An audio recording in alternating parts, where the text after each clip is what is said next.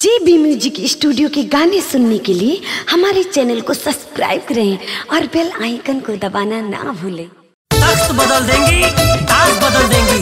राजकुमारी जी गांव की प्रधान बनी तो अपने विकास कार्यों से ग्राम पंचायत का इतिहास बदल देंगी। नारी के सम्मान में राजकुमारी जी मैदान में, नारी के सम्मान में राजकुमारी जी मैदान में। Music by Raj Sharma.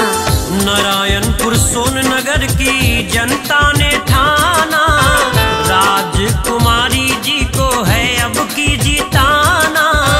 Gram सभा की है शान भौजी, ग्राम सभा की है शान भौजी।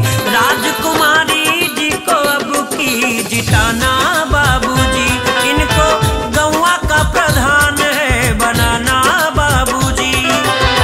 राजकुमारी जी के साथ कदम से कदम मिलाकर चलने वाले जमाल अहमद